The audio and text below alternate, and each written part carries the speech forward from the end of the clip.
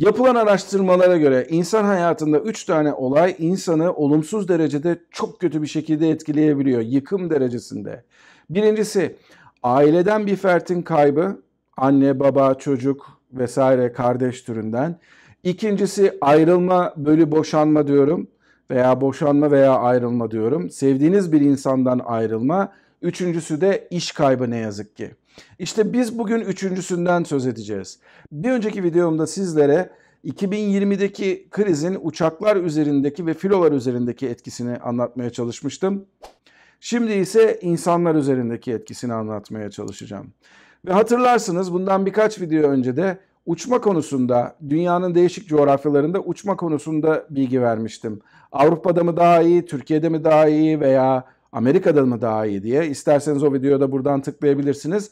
Ona benzer bir şekilde bu videoyu da anlatacağım size. Şimdi her şeyden evvel Avrupa'dan başlayalım ama bu sefer diğer videodan farkım Avrupa'yı Türkiye'den ayrı tuttum. Onun da bir takım nedenleri var. Avrupa şaşılacak derecede sosyal devletin çok iyi olduğu bir yer olmasına rağmen havacılık konusunda son 20 yılda kimin tarafından baktığınıza da bakar biraz. Hem çok ilerledi hem de çok geriledi. Eğer patron tarafından bakıyorsanız gerçekten çok ilerledi. Ama eğer çalışan tarafından bakıyorsanız gerçekten çok geriledi. Biraz bunu açayım isterseniz. Şimdi patron tarafından baktığınız zaman Avrupa'da son 20 yıl içerisinde ne çıktı ortaya? Typewriting'e kendiliğinden para veren insanlar. Bu insanlar gittiler typewriting'e başka yerlerde para verdiler.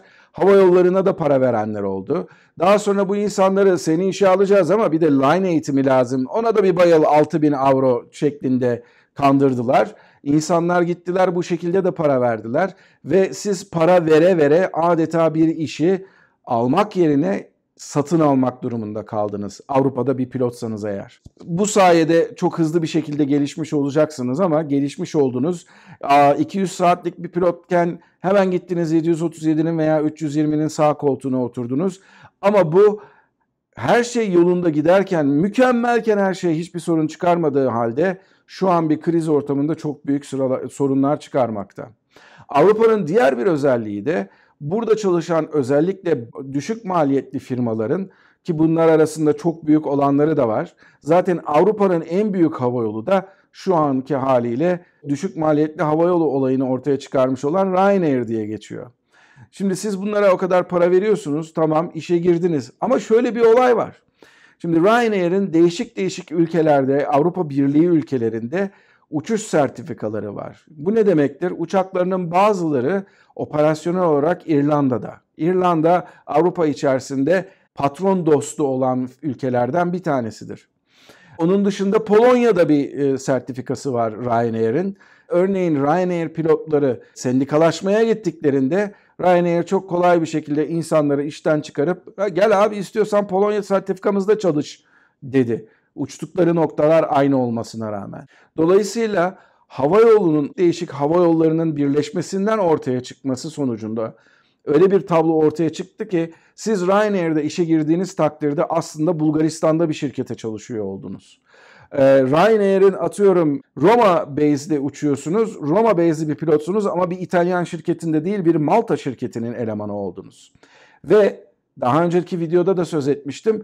Bu hava yolları sizlerle birebir sözleşme imzaladılar. Herhangi bir sendikalaşma süreci veya toplu iş sözleşmesi yok. Bunu daha da öteye götüren Norwegian örneği var. Norwegian dün itibariyle yaptığı açıklamada yaklaşık 1500 tane pilotuyla da yollarını ayıracağını ilan etmişti. Yaklaşık 3000-3500 civarında da sayıyı tam hatırlamıyorum. Kabin görevlisiyle iş haklarının feshedileceğini ve küçülmeye gideceğini anlatmıştı. Şimdi siz Norwegian için çalışıyorsunuz. Base'iniz neresi? Atıyorum Oslo. Ama Norwegian gibi bir firma öyle bir katakulli yapmış ki tabiri caizse siz aslında Tayland'da bir firma için çalışıyorsunuz. Tayland'daki iş hukuku, Tayland'daki iş kuralları, dolayısıyla sizin alacağınız işsizlik maaşı ki olmayacak bu durumda. Her ne kadar siz Norveç'te otursanız da, Norveç'te oturup Norveç'te çalışsanız da ama sizin çalıştığınız firma Taylandlı bir firma olduğu için herhangi bir Norveç hukukunun size verdiği işten çıkarıldığınız takdirde bir takım bazı olanaklardan yararlanamıyor hale geldiniz. İşte gördüğünüz gibi bu tür işten çıkarılmalarda ne yazık ki elemanlar son derece kötü bir şekilde kazıklanmış oldular. Başka bir tabir bulamıyorum. Affınıza sığınıyorum ama gerçeği de bu. Bunun örnekleri çoğaltılabilir. Örneğin Wizz Air örneği var. Wizz Air, hatta CEO'su elemanlarına bir mektup yazmış. Bunu da sızdırmışlar da en son benim gördüğüm kadarıyla. Wizz Air yatırımcılara merak etmeyin, elimizde bayağı iyi nakit var, bu krizi atlatmak bizim için sorun olmayacak dese bile elemanlarına yolladığı memoda biz %20'nizi atacağız abi. Ondan sonra da geri kalanda da %20 kadar bir maaş düşüşlüğüne gideceğiz. Kimi mi atacağız? Boş zamanında çağırıp da uçuşa gelmeyenleri, bize sürekli olarak zorluk çıkaranı, sendika lafını ağzına alanları düşünün, ne kadar kötü bir ortam eleman açısından. Amerika'da bu olay çok farklı. Şimdi Amerika'nın gerçekten bir imajı var dünyada. Vahşi kapitalizmin yatağı olarak alırız ya. İnanır mısınız, Amerika'da ortam Avrupa'dakine göre kat be kat daha iyi. Neden? Bir kere her şeyden evvel Amerika'da bir işe girdiğiniz zaman, bir hava yoluna girdiğiniz zaman zorunlu olarak sizi sigortalı ve sizi sendikalı yapıyor. Siz firmayla doğrudan doğruya kişisel olarak bir anlaşma, bir sözleşme imzalamıyorsunuz.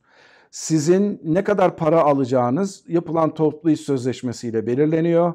Sizin ne kadar tatile gideceğiniz, senede kaç gün tatilinizin olacağı, ayda minimum kaç gün para alacağınız, ayda minimum kaç gün boşunuzun olacağı bu toplu iş sözleşmesiyle belirtiliyor.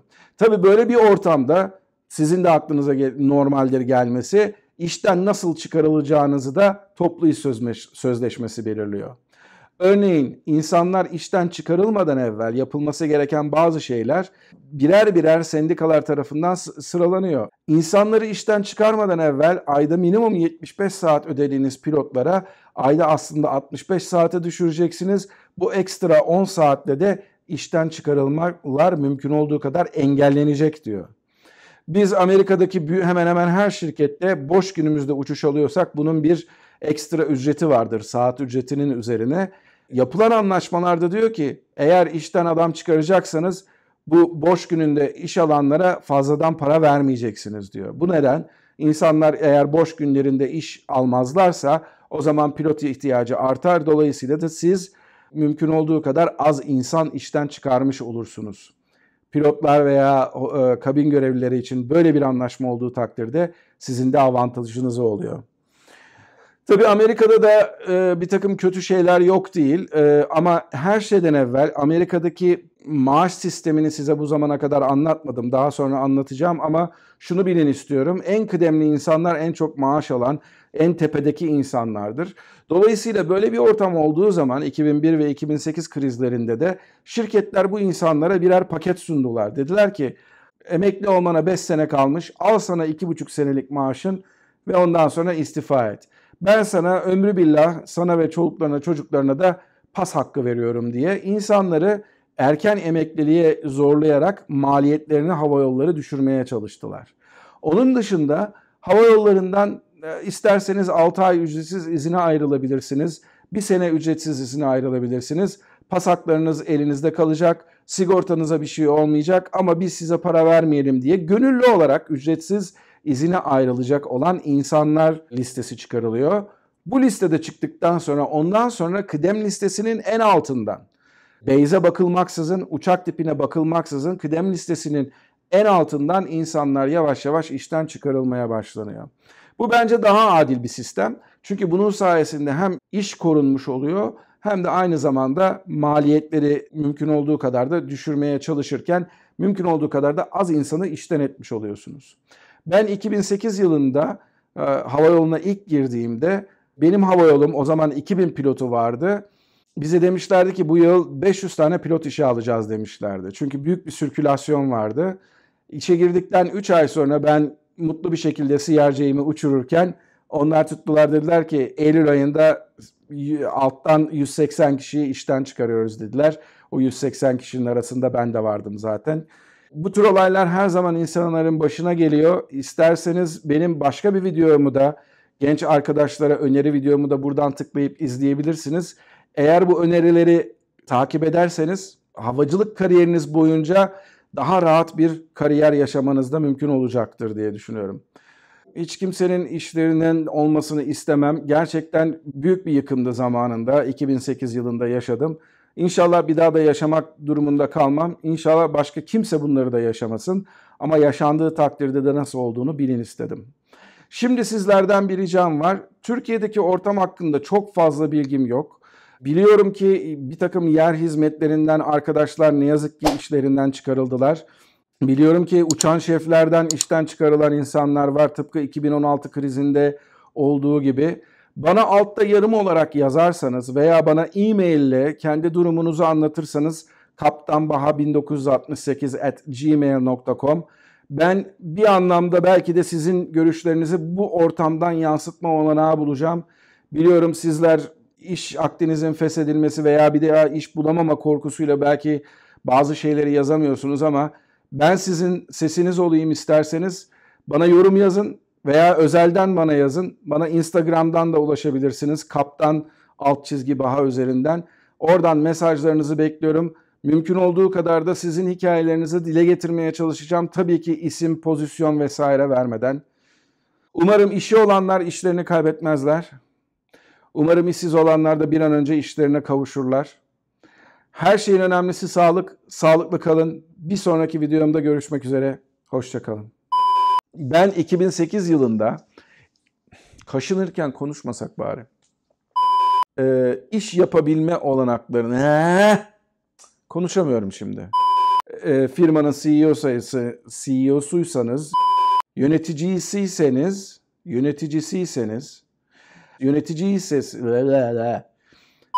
ayda minimum